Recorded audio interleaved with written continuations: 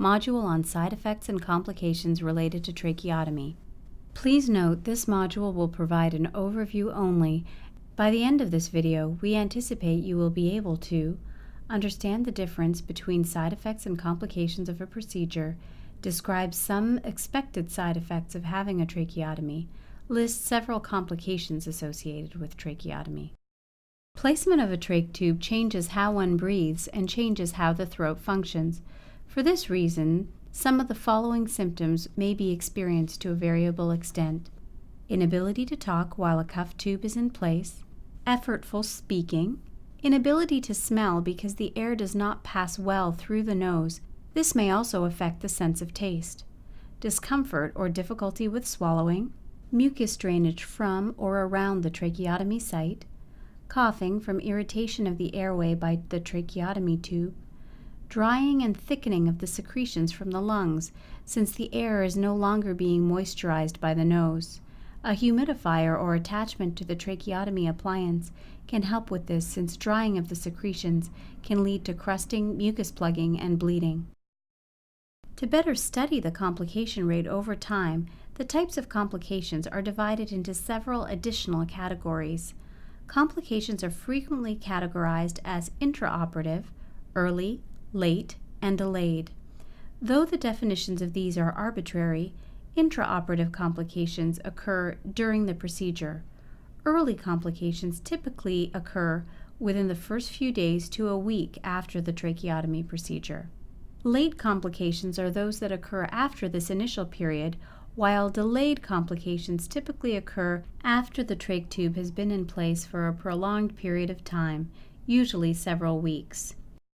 We discussed severe intraoperative complications, including severe desaturation, stroke, myocardial infarction, pneumothorax, hemorrhage, and even death. Patients that are critically ill are at higher risk of these complications. Additionally, patients that are obese or who require high levels of oxygen and pressure for ventilation, or those who are on blood thinners, are also at higher risk of complications. A dangerous combination can be patients at risk for bleeding and also requiring high oxygen levels. In this case, when using cautery to control bleeding, a fire can occur due to the high and flammable oxygen level. It is important for the surgical team to be prepared for such an event. Early complications include bleeding, blockage of the trach tube from a mucus plug or blood clot, infection of the trach site or trachea, accidental decannulation, and false passage formation. Accidental decannulation and false passage are reviewed in other modules. Remember that because the trach wound is fresh and the tract for the trach is not well healed or formed, when a fresh trach becomes dislodged accidentally, this is an emergency situation. Often in these cases, attempts to replace the trach tube can be challenging. Instead of the tube going back into the trachea, it can instead go into the soft tissues around or in front of the trachea. The patient may not be able to breathe well in this situation. It is important to identify this as soon as possible and call for help. These complications occur in 5 to 6% of tracheotomy procedures. Late complications include all of the early complications, but a few additional issues can occur in the long term.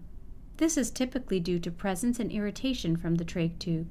These include airway stenosis, or narrowing of the airway from scarring, buildup of inflammatory tissue at the trach site called proud flesh or granulation tissue. This can result in airway blockage, difficulty using a speaking valve, or bleeding. Formation of a tract between the skin and trachea that won't heal even when the trach tube is removed. This is called a tracheocutaneous fistula. There are other less common complications. Late complications such as these occur in 7% of tracheotomies.